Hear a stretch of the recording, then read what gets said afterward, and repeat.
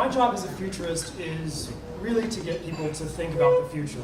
And one of the ways that I was able to do that was I started an online magazine called Serious Wonder. Serious Wonder is made up of a group of futurists, transhumanists, techno-philosophers, and tech geeks, really. And we are really interested in the relationships between consciousness, technology, and the future. I like to think of Serious Wonder as a sort of philosophical playground for people to use their thoughts and their minds to move us into the future.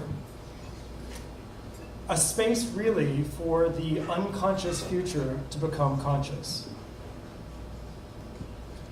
Albert Einstein said that the separation between the past, present, and future is only an illusion, although a convincing one. And if we're going to talk about the future, the first thing we have to talk about is the perception of time. There was an interesting study that just came out in the Journal of Animal Behavior that said that smaller species of animals actually perceive time in slow motion. So what does this say about our perception of time? What does it say about our perceived perceptions of each other's times? I think if we look at one of the metaphors that I like to use called digital mirror, this is a fascinating idea. So when we talk about digital mirror, every phone, every smartwatch, every Google Glass, and every drone that we see coming out in the technology field is a part of this digital mirror. The digital mirror is the unconscious future becoming conscious. The real question is, are we happy with what we see? This is a really beautiful shot. I don't know if you guys saw this in the news. This is the Saturn hexagon. I don't know how many of you saw this.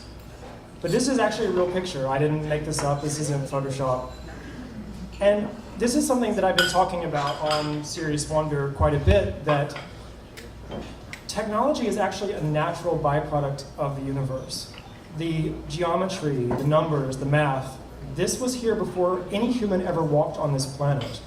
And so when we look at the relationship between human consciousness and technology, there is an illusion. There is no separation. The technology is a part of us. This thinking of this separation that we have between human consciousness and technology is what I've been calling the digital hallucination. The idea that we could separate ourselves from this technology and where it's going. And when we talk later in this, I'm going to show you some slides of androids, humanoids, and that sort of thing. What's amazing is that this is where consciousness is going. This is where technology is going. The technology is merging with our consciousness. One of the main things that futurists do we actually look for pattern recognition, whether it's behavioral patterns, whether it's psychological patterns, cultural patterns. Pattern recognition is one of the main ways that we're able to look out into the culture, look into the technology, and say, this is where we may be going. I'm not necessarily a fan of making strict predictions, so you're not going to pin me down by saying, well, what year are we going to have artificial intelligence? What I can say to you is that if you study human behavior, it will be able to tell you how we develop as a technological civilization. And I'll just give you a quick example. I said, actually I think it was one of the speeches that I made, Julian was at this speech, and I said that in 10 years, we're not gonna have phones. And of course people were like, what are you talking about? Because we're going through this huge, mobile revolution. But the fact is that is not the behavior that we've had for millions of years on this planet. For millions of years, we have been looking along the horizon. We have kept our heads up. And so this is why you're seeing Google Glass, whether you like it or not, because there have been detractors. This is why we're seeing this. We're starting to see wearable technologies. You're going to start wearing your computers on your body. There was something, I was actually thinking of this for Serious Wonder recently, and this is something for you guys to think about. I can imagine in the next 10 years where you will be wearing a computerized bodysuit or a jacket, and can you imagine walking around and your social network is actually being displayed on your jacket to other people so they can see it? This is where we're going. So it's a fascinating thing. So when we talk about pattern recognition, this is what we're talking about. Now I want to take you on a quick future history tour. These are some of the people that have really influenced me, and the first one is H.G. Wells. In 1902, H.G. Wells wrote a book called The Discovery of the Future, and in this book, Wells described two specific mindsets. And we all know people like this, if you think about it. You may be one of these types, of course. The first mindset is the passive mindset. The passive mindset is interested in the past. We live this way because this is what's happened to us. The active mindset is concerned with the future. We live this way because we just haven't found a new way of living, or we haven't invented a new way of living. So H.G. Wells has been a huge influence for me as a futurist. We have Arthur C. Clarke, who I'm sure all of you have seen 2001: A Space Odyssey. And in this movie, I watched it recently, and I thought, the moment when the primates start sort of rubbing the monolith, that's where we are right now. We are still infants in this technological revolution. And so even though there are detractors and people who are against futurism and against technology, I think it's important to remember that we are infants right now in this movement. We have Isaac Asimov, who talked about the three laws of robotics and asked, what will life be like when we have artificial intelligent robots in our lives every single day? We have Kevin Kelly, who is the editor at Wired Magazine, who asked, I think, one of the most important questions of our time: what does technology want?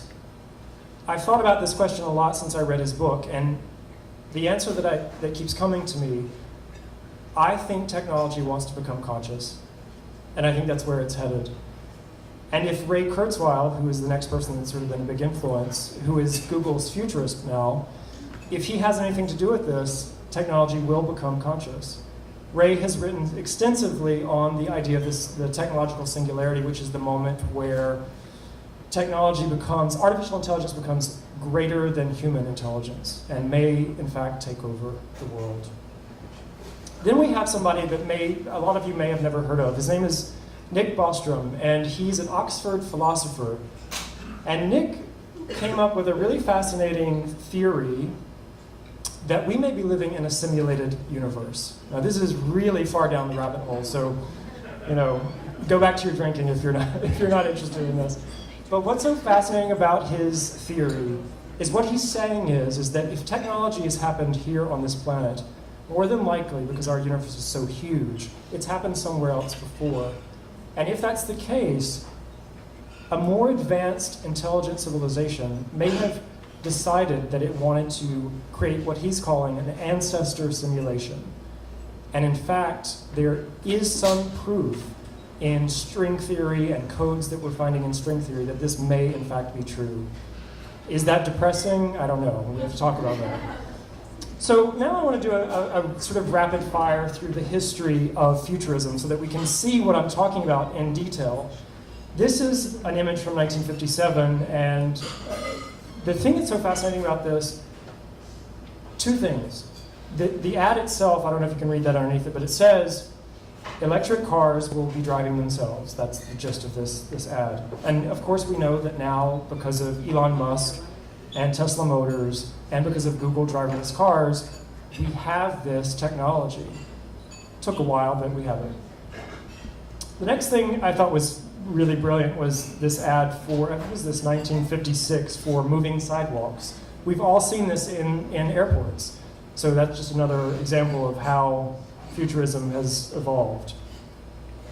And of course, this image is so interesting to me because, first of all, of course this is the primary stage of Skype, right? This is what Skype was thinking about when they created it. But the fascinating thing about this is that he's holding a rotary phone. And the contrast just I thought was really interesting. Now we're moving into what's going on right now. The things I'm showing you are happening as we speak. In Singapore, in Tokyo, in Chicago, in cities around the world, and soon to be in New York City, in Manhattan, we will see vertical farms. And whether that's skyscrapers, that's yet to be determined, but you will see vertical farms, and we are seeing them around the world. This is an interesting concept called a water scraper. And I don't know if I feel comfortable living 30 stories underwater, but maybe. In vitro meat, I'm sorry if you guys are eating. Somebody's gagging over here, but this is the thing, right? So in vitro meat is obviously meat that's been grown in a laboratory. On one hand, I feel that this could be a great thing because it could end the suffering of animals being produced for our protein. It could feed people around the world. On the other hand, I agree, it's kind of gross. So, this is a company called Festo, and I love this company. This is a brilliant company. They release robots every year, and really brilliant robots. They've done flying stingrays, they've done jellyfish, flying birds. I think you guys may have seen it at the TED conference. They showed it at the TED conference. So aquabots, right? So we're going to have robots in our oceans, and we may hear actually about this later tonight. Bionic eyes. We're going to have bionic hearing. These are things that are happening right now. This goes into the wearable technology field. We are going to start incorporating our technology into our bodies. And before you say that this is frightening, how many of you would deny yourself a pacemaker if you needed it? Now we have sex bots. You know I had to talk about it, right? I mean, so I just want to read this quickly to you. So it says, Robots, Men, and Sex Tourism report published in the journal Futurist said that robot prostitutes will completely revolutionize the sex tourism industry. Wasn't familiar there was a sex tourism industry, but by 2050. I actually think it's going to be sooner than 2050. And the reason I say that is because already right now in the market we have 3 commercially available sex bots. These are sex dolls that have actuators and can move, and I'll let you sort of imagine that. So we also have, this is really brilliant, 3D bioprinting.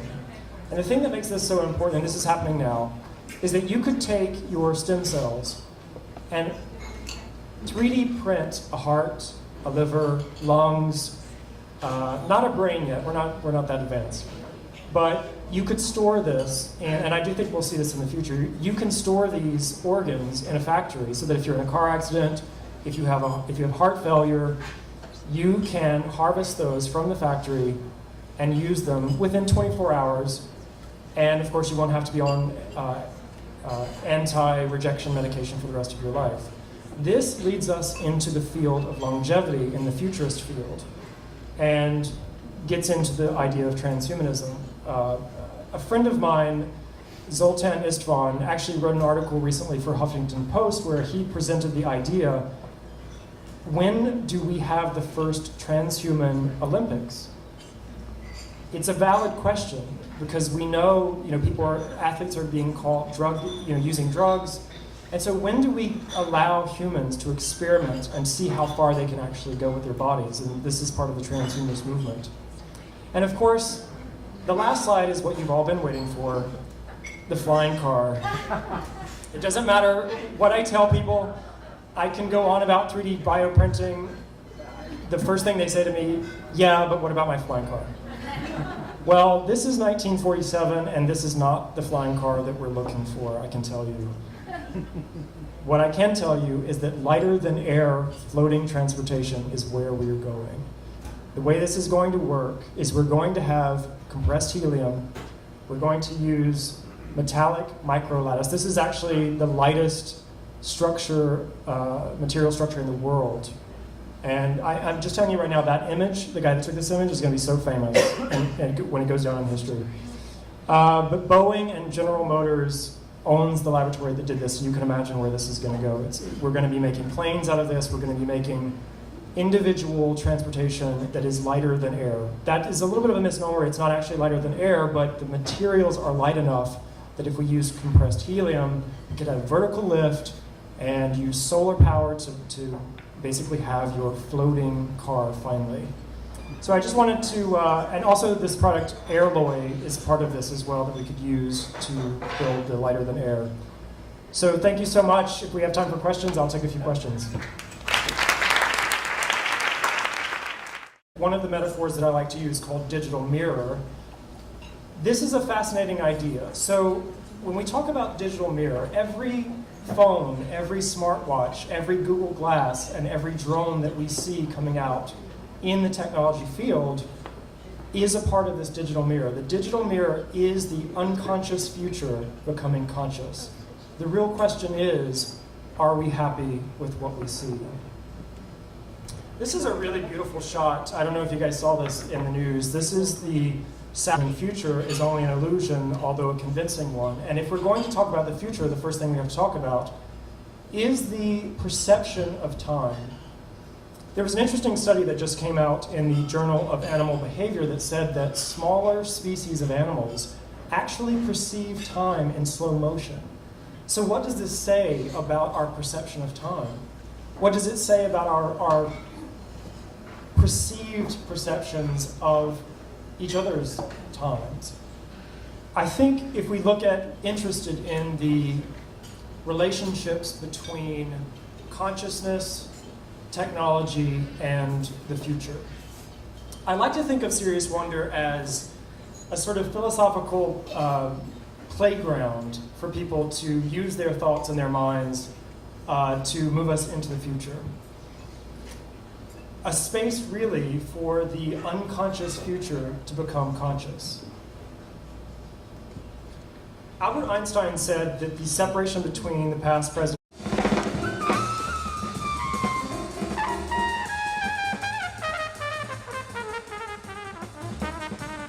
So, my job as a futurist is really to get people to think about the future.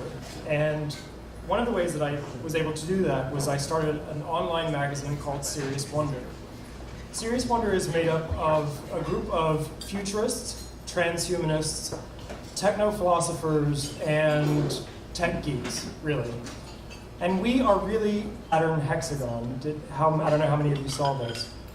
But this is actually a real picture. I didn't make this up. This is in Photoshop.